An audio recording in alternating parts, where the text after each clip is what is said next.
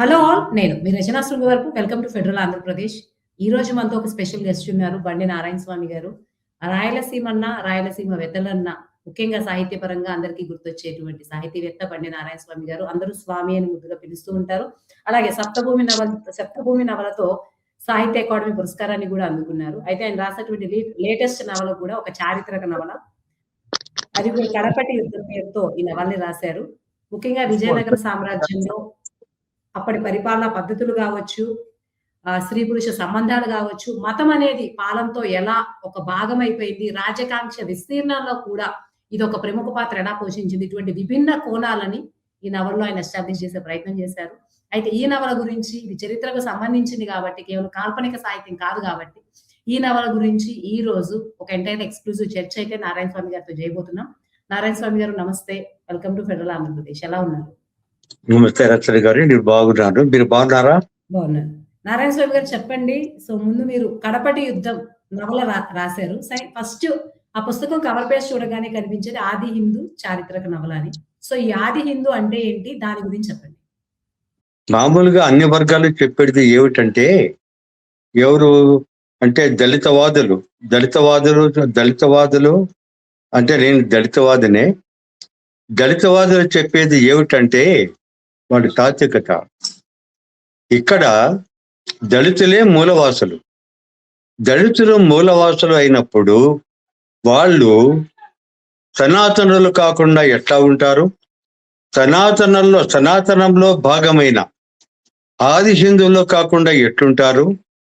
ఆ దృష్టితో మూలవాసులైన దళితులే ఆది హిందువులు అనేది నా చారిత్రక దృక్పథం.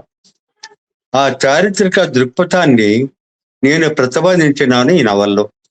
మీరు ఈ నవల్లో ఎన్నుకున్న కాలం ఏదైతే విజయనగర సామ్రాజ్య కాలం, హంపి గురించి ఇదంతా చెప్పారో, ఆ పర్టిక్యులర్ కాలాన్ని ఎన్నుకోవడానికి ఏదైనా ప్రాధాన్యత ఉందా?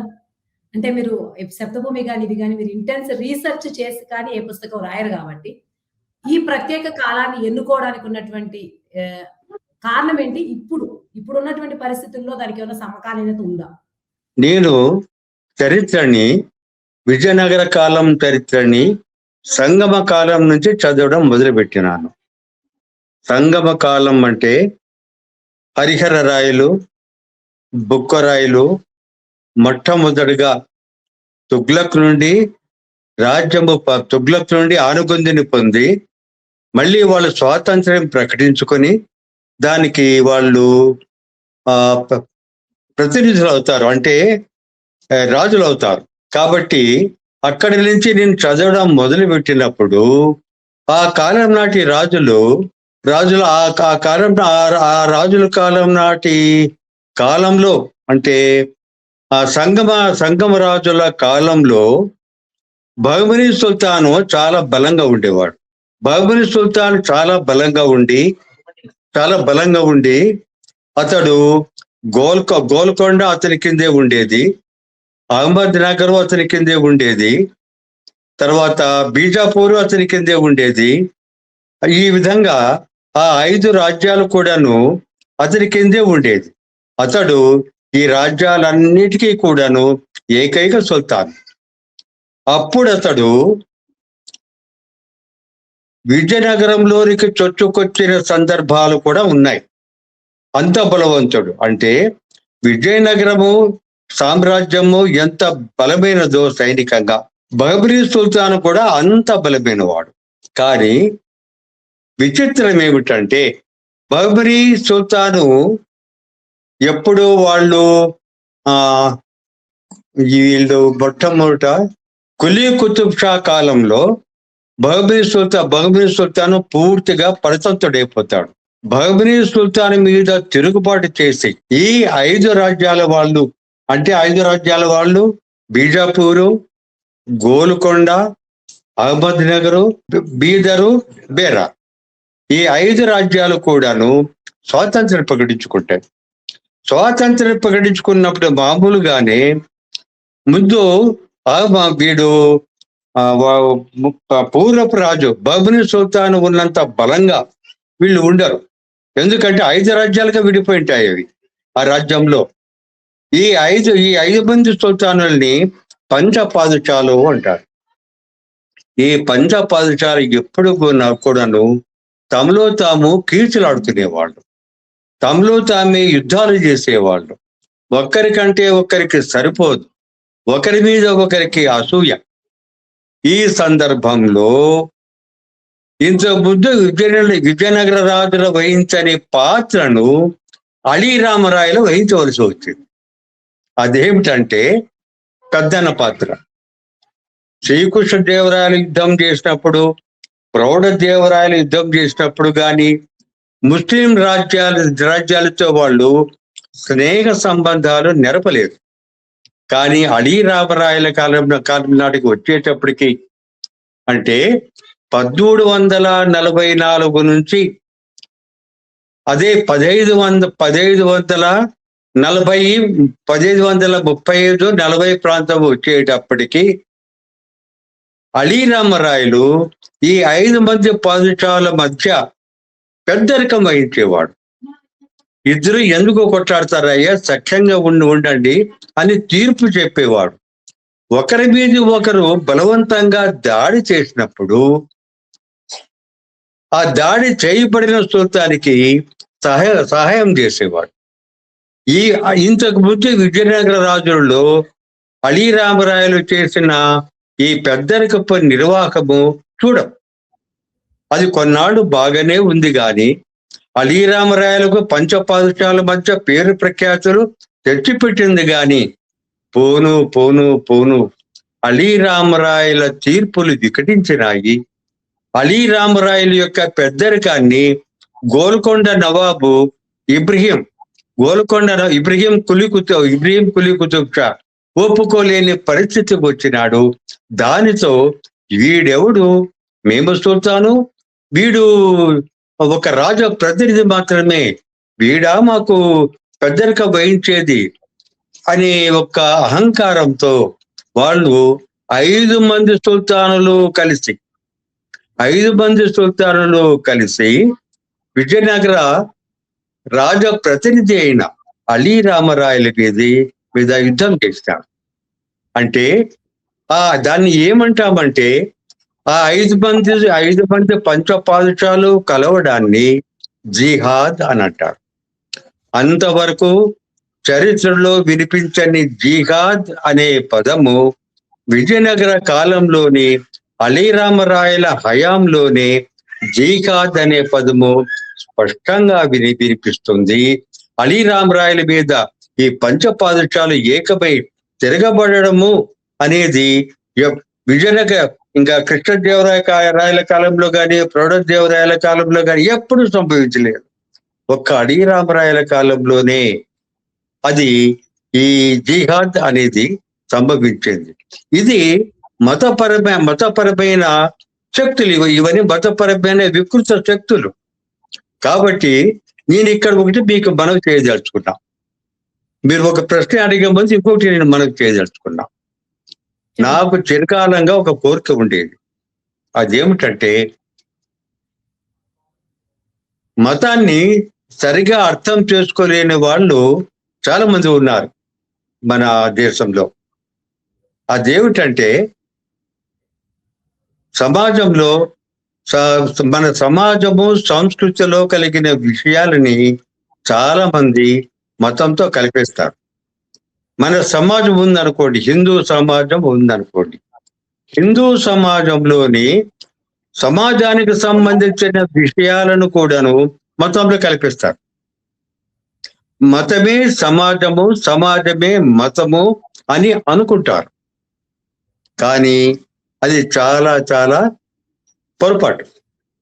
ఏ విధంగా అంటే ప్రతి మతానికి కూడాను ప్రతి మతము ఒక నాణ్యం అనుకుంటే ఆ నాణ్యానికి 2 పార్శ్వాలు ఉంటాయి.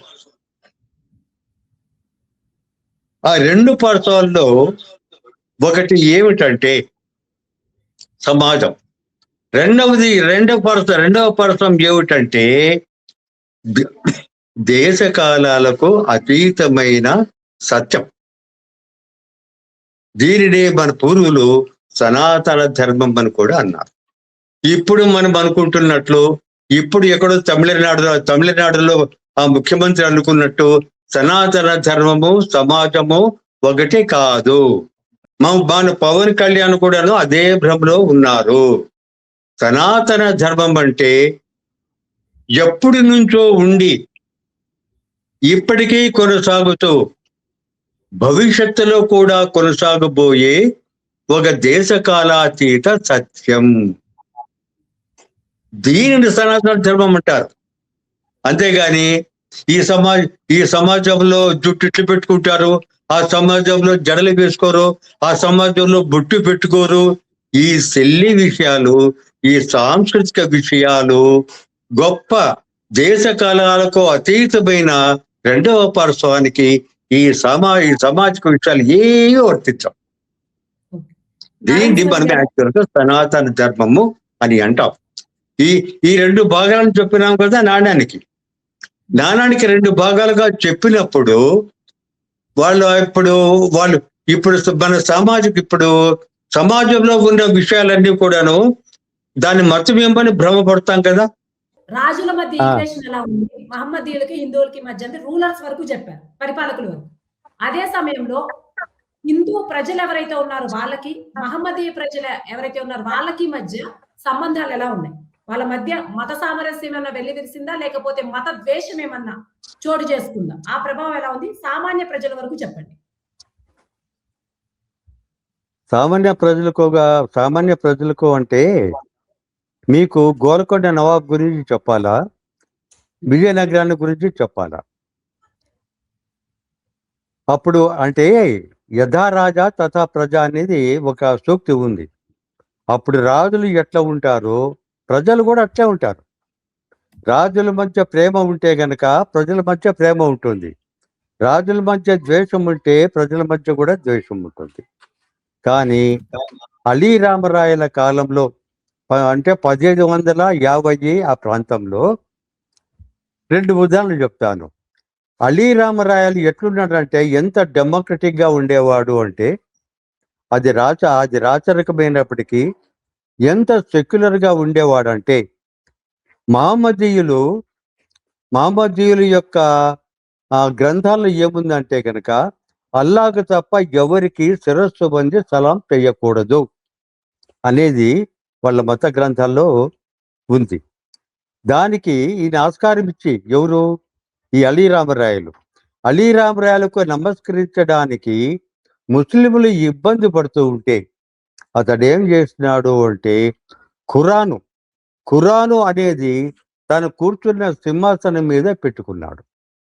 ఆ విధంగా ముస్లింస్ని గౌరవించినాడు, ముస్లిం అధికారులు గౌరవించినాడు. వాళ్ళకి తురకవాడ అనేది ఒకటి నిర్మించినాడు. తురకవాడలో పెద్ద మసీదు అనే దాన్ని కూడా నిర్మించినాడు. ఆయన సెక్యులరిజము ప్రజల్లో కూడా ఉంది. ప్రజల్లో అప్పుడు ఎక్కువ మంది ముస్లిమ్స్ లేరు, ముస్లిం సైనికులు ఎక్కువగా ఉండేవాళ్ళు. కాబట్టి ఈ ముస్లింలు హిందువులు విజయనగర సామ్రాజ్యంలో చాలా అన్యోన్యంగా ఉండేవారు. దానికి ఉదాహరణ రెహమాను, హంపన్న రెహమాను 2 పాత్రలను చదివితే గనక అప్పుడు మత సామరస్యం ఎట్లుందో విజయనగర సామ్రాజ్యంలో అనేది మనకు అర్థమవుతుంది. రెండవది గోల్కొండ ఉదాహరణ. గోల్కొండ నగరంలో ప్రజలు ఎంత సెక్యులర్గా ఉండేవాళ్ళు అనేది మనం వింటే మనం ఆశ్చర్యపోతాం. దాన్ని దక్కను సంస్కృతి అంటాం. దక్కను సంస్కృతి అని పేరు. ఈ దక్కను సంస్కృతి మన సౌత్లో తప్ప నార్త్లో ఎక్కడ కనపడదు. దానికి కారణం ఏమిటంటే గోల్కొండలో అప్పుడు హైదరాబాద్ లేదు. గోల్కొండలో ఉన్న రాజు ఇబ్రహీం కుతుబుద్దీన్ కానీ అతని తండ్రి కులీ కానీ వాళ్ళ కాలంలో ఎట్లుండేదంటే మసీదులకి హిందువులు పోయేవాళ్ళు, హిందువుల గుళ్ళకి ముస్లింలు పోయేవాళ్ళు. హిందువులు ముస్లింలు ఒకరి భుజం మీద ఒకరు చెయ్యి వేసుకొని అరాయి బలాయి ఇచ్చుకునేవాళ్ళు. ఇద్దరు కలిసి పీర్లగుండం తొక్కేవాళ్ళు. తర్వాత విదేశాల నుంచి వచ్చిన వర్తకులు గాని, ఉన్నత ధనవంతుల వర్గంలో గాని హిందువులు, ముస్లింలు ఇద్దరు వియ్యమందేవారు. అంటే ఇచ్చిపుచ్చుకోవడాలు జరిగేటివి. అంటే పెళ్లి పేరంటాలు జరిగేటివి. ఎవరి మధ్య? ధనికులైన హిందువులు, ధనికులైన ముస్లింలు మధ్య ఈ పెళ్లి పేరంటాలు, ఈ ఇచ్చిపుచ్చుకోవడాలు అన్నీ జరిగేటివి. అంటే గోల్కొండలో ఈ దక్కను సంస్కృతి ఎంత గొప్పగా విరిసిల్లిందంటే అసలు అప్పుడు సెక్యులరిజం చూసి మనము ఆశ్చర్యపోతాం. ఈ సంస్కృతిని, ఈ గోల్కొండ సంస్కృతిని మనము దక్కను సంస్కృతి అంటాము. ఈ దక్కను సంస్కృతి మహారాష్ట్ర మధ్య నుంచి, అంటే అహ్మద్నగర్ కొంచెం ఇంకా పైన, అహ్మద్నగర్కి మహారాష్ట్ర మధ్య నుంచి మన దక్షిణాది కడపటి వరకు కూడాను మనకు ఈ డెక్కన్ కల్చరే, దక్కను సంస్కృతి మనకు కనిపిస్తుంది. దక్కను సంస్కృతి అంటే ఒక మతము తనను తాను గౌరవించుకుంటూ ఇతర మతాల సంస్కృతిని గౌరవించడము. తనను తాను గౌరవించుకుంటూ, తన సంస్కృతిని గౌరవించుకుంటూ ఇతర మతాల యొక్క సంస్కృతిని గౌరవించడము అనేది దక్కను సంస్కృతి. ఈ దక్కను సంస్కృతికి పునాది రాయి మన గోల్కొండలో ఉంది. అదే మన విజయనగర రాజుల కాలంలో ఉంది. అదే మన దక్షిణాది అంతా అనుకుని ఉంది. కాబట్టి మనము దక్కను సంస్కృతి దక్షిణాదికి సంబంధించింది, గోల్కొండకు సంబంధించింది, విజయనగరానికి సంబంధించింది అని మనము గర్వంగా చెప్పుకోవచ్చు. ఓకే. ఫైనల్ గా నారాయణ స్వామి గారు ఒక ప్రశ్నకి ఆన్సర్ చేయండి. ఓవరాల్ గా ఈ నవలకు ఉన్నటువంటి చారిత్రక దృక్పథం, ప్రజలు ఎంత సెక్యులర్ గా ఉండేవాళ్ళు అన్ని విషయాలు చెప్పారు. అయితే ఈ నవలు రాయడం వల్ల, అంటే 2026-25లో ఈ ఇంతకాలం అయిన తర్వాత విజయనగర సామ్రాజ్యం ఎప్పుడో చరిత్రను ఎన్నుకుని మీరు ఈ అంశాన్ని ఎన్నుకోవడంలో మీకంటూ ఏదో ఒక లక్ష్యం ఉండుంటుంది. ఏదో పాఠకులకి చెప్పాలనుకుని ఉంటారు. అలాంటి ఆ చెప్పాలనుకున్న విషయాలు ఏంటి అన్నది కూడా క్లియర్ గా చెప్పండి. దాంతో ముగిద్దాం. మళ్ళీ ఇంతకుముందు చెప్పిన విషయానికి పోదాము. మతానికి 2 పార్శ్వాలు ఉన్నాయని చెప్పుకున్నాము. ఒక పార్శ్వము సమాజ పార్శ్వము, ఇంకో పార్శ్వం వచ్చేసి తాత్విక పార్శ్వము. తాత్విక పార్శ్వము దేశకాలాలకు అతీతమైనది, దాన్ని వదిలేద్దాం. సామాజిక పార్శ్వం తీసుకుంటే దేశకాలాలకు అతీతమైనది కాదు సమాజం. తత్వం దేశకాలాలకు అతీతమైన సత్యం తత్వం, కానీ దేశకాలాలకు అతీతమైన సత్యము మన ఈ తాత్విక పార్శ్వంలో ఉంటుంది, కానీ సామాజిక పార్శ్వం పట్ల కాదు. సమాజం ఎప్పుడూ మారుతూ ఉంటుంది. ఈ సమాజం మారుతూ ఉన్నప్పుడు సమాజం గురించి రాసిన నియమాలు, కట్టుబాట్లు ఇవన్నీ కూడాను కాలం చెల్లిపోతాయి. ఈ కాలం చెల్లిపోయినప్పుడు సామాజికమైన కట్టుబాట్లలో సడలింపులు రావాలి, నియమాలలో సడలింపులు రావాలి. ఇంకా ఏవైనా చాలా కొంచెం దుర్మార్గమైన చట్టాలు ఉంటే ఆ దుర్మార్గమైన చట్టాలన్నీ మనము మినహాయించుకోవాలి. ఎక్కడ? సామాజిక పార్శ్వంలో మాత్రమే. కానీ మధ్యయుగాల్లో ఏం జరిగిందంటే సామాజిక పార్శ్వాన్ని వాళ్ళు సంస్కరించుకోలేదు, దేశ కాలాలకు అనుగుణంగా సంస్కరించుకోలేదు. ఇప్పుడు జిహాద్ అనేది మొహమ్మద్ కాలానికి వర్తించవచ్చును, అరేబియా స్థలానికి వర్తించవచ్చును. మహమ్మద్ లేని కాలానికి అరేబియా స్థలం కానీ భారతదేశం యొక్క స్థలానికి జిహాద్ అనేది వర్తించదు. అదే రకంగా ముస్లింల మత గ్రంథాలలో ఉన్న ఒక ఈ తలాక్ వంటి విషయాలు కూడాను అవి కాలం చెల్లిపోయినవి. కాబట్టి అవి సౌదీ అరేబియాలో తలాకు, జిహాద్ అటువంటి నియమాలన్నీ వర్తిస్తాయి, కానీ సూత్రాలు వర్తిస్తాయి. కానీ ఈ భారతదేశంలో ఇవన్నీ కూడాను వర్తించవు. కాబట్టి అక్కడ మత గ్రంథాలను సంస్కరించుకోవాలి. మన రాడికల్స్ చెప్తూ ఉంటారు, వాళ్ళు గుడ్డిగా మతాన్ని నిరాకరిస్తారు. వాళ్ళు మతాన్ని కాల్చిపారేయి అంటారు వాళ్ళు. అది చాలా గుడ్డి నిరాకరణ అనేది నా అభిప్రాయం. కాబట్టి ఈ గుడ్డి నిరాకరణ కాకుండా ఎప్పటికెప్పుడు వాళ్ళు హిందువులైనా సరే అస్పృశ్యత లాంటి దుర్మార్గమైన నియమాలని సంస్కరించుకోవాలి, డెమోక్రైజ్ చేసుకోవాలి. అదే రకంగా ముస్లింలు కూడాను కాలం చెల్లిన జిహాదు, తలాకు వంటి ఈ ఆచారాలను కానీ సూత్రాలను కానీ ఈ డెమోక్రటిక్ కాలానికి అనుగుణంగా మార్చుకోవాలి, సంస్కరించుకోవాలి. అదే రకంగా క్రిస్టియన్లు కూడాను ఇంతమంది మనుషుల్ని, ఎంతమంది జనాల్ని క్రిస్టియన్లుగా మారిస్తే మనకు స్వర్గము అంత దగ్గరలో ఉంటుంది అని అనుకునే ఒక మూఢ విశ్వాసము ఆ మత గ్రంథాల్లో ఉంది. ఆ మత గ్రంథ ఆ బైబిల్ లాంటి మత గ్రంథాలను కూడా వాళ్ళు సంస్కరించుకోవాలి. అంటే నేను చెప్తున్నానంటే హిందువులు బరుధర్మ శాస్త్రాన్ని సంస్కరించుకోవడానికి, డెమోక్రటిక్ చేసుకోవడానికి సిద్ధంగా ఉండవాలి. ముస్లింలు దేశ కాలాలకు అనుగుణంగా బైబిల్లోని నియమాలను, వాటిని దేశ కాలాలకు అనుగుణంగా సంస్కరించుకోవాలి. క్రిస్టియన్లు కూడాను బైబిలులో తమ యొక్క ఈ డెమోక్రటిక్ కాలానికి అవసరం లేని నియమాలను, వాటిని సంస్కరించుకోవాలి. దీన్ని ఏమంటారంటే నేను ప్రతి మతము కూడా డెమోక్రటైజ్ కావాలి. ప్రతి మతము డెమోక్రటైజ్ అయినప్పుడు ఆ మతానికి సంబంధించిన స్త్రీలు, ముఖ్యంగా ఆ మతాలకు సంబంధించిన స్త్రీలు స్వేచ్ఛగా ఉంటారు, శృంఖలాలలో బంధించబడరు. దానిని మత గ్రంథాలను డెమోక్రటైజ్ చేస్తే ఈ జిహాద్ వంటి ప్రోత్సాహాలతో యుద్ధాలు జరగవు, తీవ్రవాదాలు చెల్లుబాటు కావు. ఇవన్నీ కూడాను మత గ్రంథాలని ముందుగా డెమోక్రటైజ్ చేస్తే తప్ప మనుషులు డెమోక్రటైజ్ కారు. మనుషులు మారినప్పటికీ మత గ్రంథాల్లో ఆ సూత్రాలు ఉన్నన్ని నాళ్ళు ఎప్పుడో ఒకసారి మళ్ళీ కూడాను మనిషి ఆ సూత్రాలనే పాటించి, ఆ మూడు విశ్వాసాలనే పాటించి మధ్యయుగాలకు పోయే ప్రమాదం ఉంది అని నా అభిప్రాయం. అందుకని ప్రతి మతము డెమోక్రటైజ్ కావాలి అనే ఉద్దేశంతోనే నేను ఈ నవల రాసింది ముఖ్యంగా.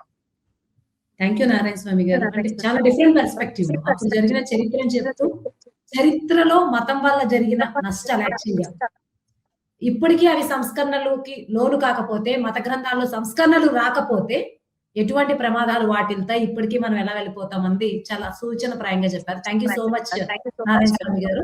ఇంతటితో ఈ చర్చ ఉంది.